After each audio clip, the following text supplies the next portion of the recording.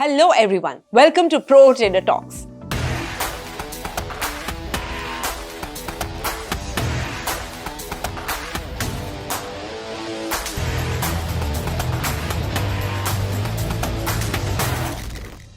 Pro trader talks में आप सभी का स्वागत है। आज हम एक बड़ी बढ़िया बुक के बारे में बात करेंगे जिसका नाम है psychology of money by Morgan Housel. ये मैंने रिसेंटली पढ़ी, मुझे बहुत अच्छा लगे उसमें जो मनी लेसन्स मॉर्गन जी ने समझाया है। And this video I am going to be discussing all of my favourite lessons and very impactful lessons from this book. So if you want to understand what these lessons are and probably may be you don't have time to read the book, then this video is for you. इस video को end तक जरूर देखिए।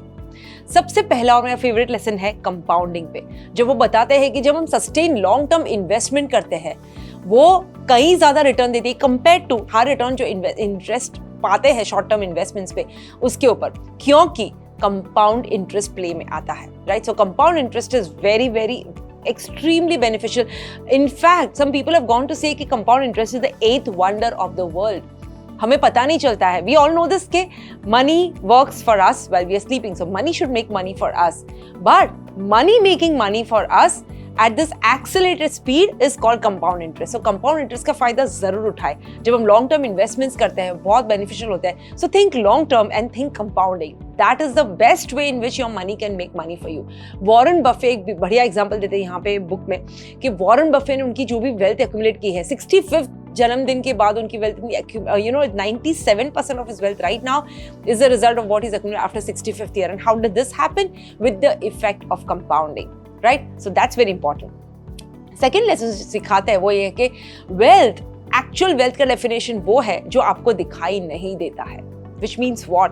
आपके जो investment accounts जो tucked in होते हैं, that's your real wealth, right? We all have the tendency कि हम wealth को कैसे judge करते हैं based on जो हमें दिखाई देता है, right? हमें गाड़ियाँ दिखाई देती है, अच्छे कपड़े दिखाई देते हैं, अच्छा मकान दिखाई देता है, अपनी लाइफस्टाइल दिखाई देती है, लेकिन वो सारे इन्वेस्टमेंट्स अकाउंट जहाँ पे हमारा भारी भरकम इन्वेस्टमेंट पड़ा है on the other hand, they are not visible और we base our financial success on outward appearances. You know, लोग जो दिखाते हैं, हम जो लोगों को दिखाते हैं, that is not the real wealth. Real wealth is our investments, our money that is lying in all these investment account जो हमारे लिए पैसा बना रहा है. The money is making money for us while we are sleeping. That's the real that's a real real wealth I would say. Third one is freedom की बात करते हैं मॉर्गन कि फ्रीडम क्या होती है। The ability when you wake up every morning, और जब आप एवरी मॉर्निंग वेकअप करके अपने आप से यह कह सके कि I can do absolutely whatever I want to do, whenever I want to do, with whoever I want to do, for as long as I want to do. अगर ये चार चीज अगर आप अपने आप से कह पाओ, that's the ultimate form of wealth, guys.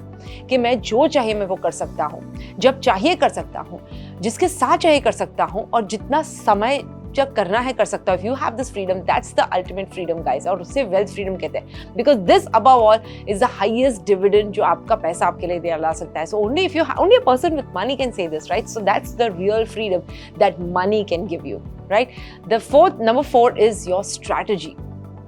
और उनकी स्ट्रैटेजी ये रही है कि आप जो अफोर्ड कर सकते हैं, आपके मीन्स जो अफोर्ड कर सकते हैं, उससे एक लेवल नीचे रहिए। I know that when you want to be successful, मैंने वो नेपोलियन हिल की बुक में पढ़ा था, and this book is called outwitting the devil. बहुत ही बढ़िया बुक है, उनकी लेटेस्ट बुक है, which is very interesting, where he interviews the devil, how the devil controls a human mind. और उन बुक में उन्होंने when he narrates his life story, the first 2 chapters, उन्होंने बताया है कि कैसे if you want to be successful you have to dress for success. So he goes and lives in the expensive suite and wears the best clothes. I'm not denying any of it, but what Morgan is trying to tell here is कि जब आप अपने means से एक level नीचे रहते हो तो आप अपनी फ्रीडम को वैल्यू देते हो। आपकी जो ऑटोनॉमी की फ्रीडम है कि आप जैसे चाहिए वैसे कर सकते हो, उस फ्रीडम को वैल्यू देते हो more than buying nice things that you want to have right now. हमें सबको आदत है इंस्टेंट ग्रेटिफिकेशन की। अगर हमें अच्छा प्रॉफिट हो गया ट्रेडिंग इन्वेस्टमेंट से, इमीडिएटली बताएंगे अभी मैं तो गाड़ी ले लेता हूँ, अच्छा iPhone 14 ले लेता हूँ, whatever is the next level of thing for us. But if we have delayed gratification, कि ये समय में नहीं लेनी, ये समय मुझे पैसा इन्वेस्ट करना है या तो मेरी लर्निंग के ऊपर डालना है, that is delayed gratification that pays results in the longer term. So use that money to educate yourself, to start investing. Be willing to delay your gratification, and that's a must to succeed, guys. सारे successful traders and investors की और सारे successful high performers on the planet, this is one common thing that I've observed, that they get into delayed gratification.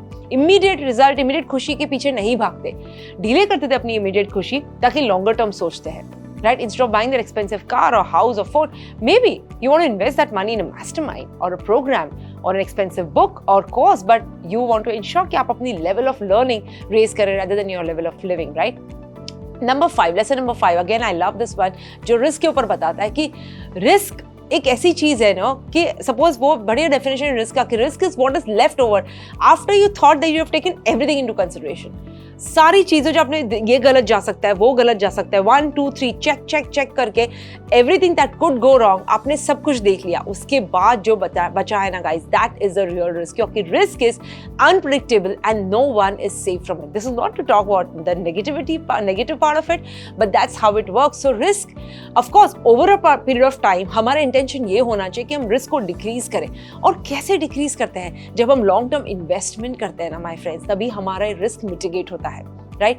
और तब हम short term volatile movements जो होती है, मार्केट सिचुएशंस हो, वो चाहे स्टॉक मार्केट सिचुएशंस हो, इकोनॉमिक सिचुएशंस हो, ज्योग्राफिकल सिचुएशंस हो, ग्लोबल सिचुएशंस हो, ये सारी जो शॉर्ट टर्म वॉलेटाइल सिचुएशंस होती है वो हमें लेस इम्पैक्ट करती है। And that is why all those people who had great robust investments, they were least impacted जो कोविड-19 के पैंडेमिक से, बिकॉज उनका रिस्क मिटिगेट हो चुका था, राइट? तो ये वॉलेटाइल सिचुएशन उन्हें इम्पैक्ट नहीं कर पाई। तो रिस्क के पीछे पहले भागिए कि मेरा रिस्क क्या है, what is the risk that I can have.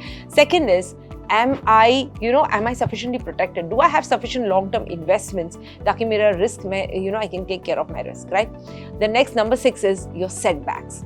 Losing money once in a while तो होता ही है, ऐसे बार बार ये मत बताइए कि यू लॉस्ट मनी बिकॉज आपने मेसअप किया है।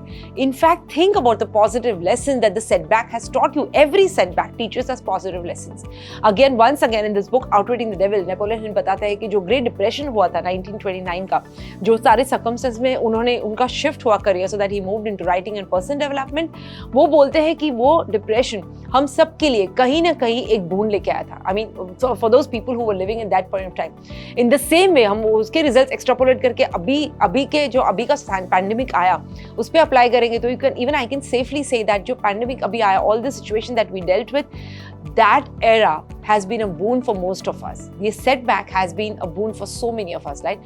So we need to look as a fee for investing. जो भी losses हुए, setbacks हुए, it's a fee for investing and making profitable returns over time, instead of a fine that हम सोचते हैं कि ये fine भरी है हमने for something that we did wrong.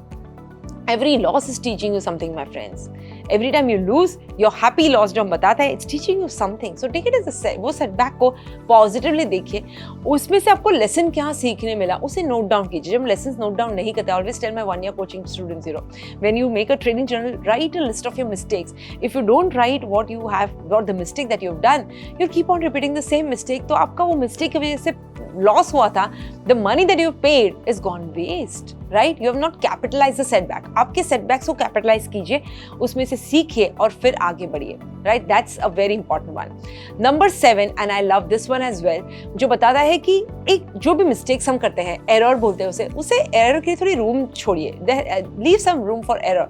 वो assume करते हैं कि ये सारा सपोज हम जो परसेंटेज रिटर्न लेके जाते हैं, सपोज लास्ट ईयर मुझे इतना परसेंटेज मिला हिस्टोरिक एवरेज के हिसाब से, वो हिसाब से सेव मत कीजिए, उससे थोड़ा लोअर कीजिए। वो उनकी ऑलवेज हैबिट थी मॉर्गन की कि वो अज्यूम करते थे कि future returns on investment will be 13% lower than the historical average. मतलब अगर आपको लग रहा है कि हिस्टोरिकली 10% रिटर्न मिलता है तो आप अज्यूम कीजिए कि आपको सिर्फ 5% मिलेगा, वो हिसाब से इन्वेस्ट कीजिए। Always leave sum rule for error. May be you may be hit by a pandemic, maybe your investments will go, some of them may not perform, you don't know what could be the reason. So as a result, ensure that you save more than you would assume कि future में आपको जरूरत पड़ेगी। जो आपने वो सबसे past में सेव किया था उससे ज़्यादा सेव कीजिए। मैं अपने स्टूडेंट्स को ये बताती हूँ कि every year the money that you invest from your income should increase by 1%, which means आपने इस साल में 10% सेव किया आपके पूरे इनकम का, तो next year imagine next year ensure that you take it to 11%, keep increasing this percentage till you reach 50%। 50% आपकी इनकम आप सीधा सेव और सीधा इन्वेस्टमेंट में डाल दीजिए। जो भी बचा है उससे try to live under that means, उसी में स्पेंड और do whatever you want to do from that money. The next one is what are the benchmarks? आपका सक्सेस का बेंचमार्क्स क्या है? अपने आप को don't compare your profits and returns to those of other investors. वो उनकी खुद का है, आपका अलग होना चाहिए। मेजर योर सक्सेस, आपको अपनी सक्सेस कैसे मेजर करनी है?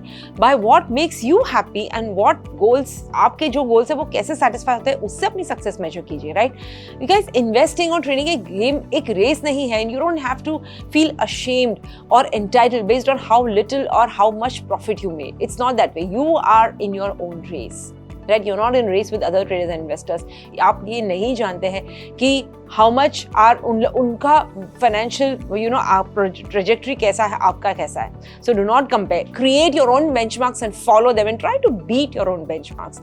It's not with you versus them, it's you versus you, right? And the last one is, I love this one because it's a little unconventional one, which says that tails you win. मतलब आपने अगर वो if you seen the bell curve की जो देखिए, उसकी tales जो लंबी होती है, राइट, उसके बिगिनिंग और एंड पॉइंट्स, तो लॉन्ग टेल्स मतलब जो एक्सट्रीम डिस्ट्रीब्यूशन होता है आउटकम का, जो कम होता है लेकिन होता है इम्पैक्टफुल, एक्सट्रीम बोलते हैं उसको, they have enormous way in your finances. उनका बहुत ही इम्पैक्ट होता है आपके फाइनेंस पे। Where a small number of events they will account for vast majority of outcomes. इसलिए टेल्स के ऊपर ध्यान देना मत भूलिए, right? A tail event is a cause of anything. किसी की वजह से भी हो सकता है टेल इवेंट, चाहे ह्यूज हो, चाहे प्रॉफिटेबल हो, चाहे इनप्रॉफिटेबल हो, चाहे फेमस हो, इन्फ्लुएंशियल हो। सो टेल इवेंट्स को इग्नोर मत कीजिए। That means you will have to think really out of the box. Out of the box करके देखिए कि ऐसा कोई इवेंट अगर आ गया तो आपको कैसे इम्पैक्ट करेगा। गाइस, ये 9 लेसन्स जो बुक में से दिए हैं, आई एम श्योर अगर आप बुक पढ़ेंगे तो आपको बहुत सारे और नगेट्स मिलेंगे, but these are out and out the 9 most important lessons that I have learned from the book Psychology of Money, and I believe reading books is one of the best ways to stay around positive people. ये मेरा एक तरीका है positive in people के साथ रहने का, and that's why when I spend time with books I feel that I am spending time with those authors. It gives me a lot of positivity. It ensures that my circle of genius is made up of all these impactful and positive and successful people. So read more books. Books is something that really helps you go to another level. So this book is for you guys. Go through the lessons again and और फिर notes बनाइए, सोचिए, try to just take some time out, make your own notes के इन lesson में से, ये सारे जो 9 lesson हमें सीखे बुक में से, आप कौन से lessons कहाँ apply करेंगे और कब apply करेंगे। Guys, implementation is the key. Knowledge without action is not going to make any sense at all. I wish you joy and abundance in all you do. Hey guys, I hope आप लोग को ये series में मजा आ रहा है, आपको इसका फायदा मिल रहा है।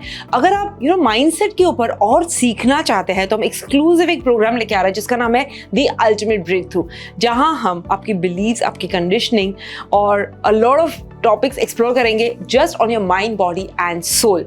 तो ये जो हो रहा है प्रोग्राम वो सिर्फ ट्रेडर्स, इन्वेस्टर्स के लिए नहीं है, वो सबके लिए है। तो आपको लगता है कि आपके आसपास कोई है, आपके फैमिली, फ्रेंड्स, कॉलीग्स, जिससे फायदा हो सकता है ये कॉन्वर्सेशन से। आप तो देख ही रहे हो कि प्रो ट्रेडर टॉक से आपको कितना फायदा हो रहा है। सो if you feel that they will be benefited, तो आप द अल्टीमेट ब्रेक थ्रू में जरूर आइए और उनको भी लेके आइए। ये प्रोग्राम हो रहा है 24 Feb to 26 Feb। Virtual immersive experience कहते हैं उसको, वर्चुअल होगा। आप अपने घर में करके कंफर्ट में बैठ के देख सकते हैं। सुबह 9 से शाम को 6 बजे तक करेंगे। 3 दिन माइंड, बॉडी, सोल के हर एक एस्पेक्ट पे बात करेंगे, स्पेशली आपकी बिलीव्स, आपकी कंडीशनिंग और आपकी हैबिट्स के ऊपर। और ये प्रोग्राम में हम मनी बैक गारंटी देते हैं। वी आर सो कॉन्फिडेंट कि आपको ब्रेक थ्रू मिलेगा। तो अगर आपको लगे कि at the end of 3 days आपको ब्रेक थ्रू कुछ नहीं मिला है, you can write to us and we'll give your money back to you, whatever you have invested without any questions asked. तो लूज करने के लिए आपके पास कुछ भी नहीं है। लिंक ये जो दी गई नीचे, उस पर क्लिक कीजिए और द अल्टीमेट ब्रेक थ्रू में हिस्सा लीजिए और आपका ब्रेक थ्रू हासिल कीजिए।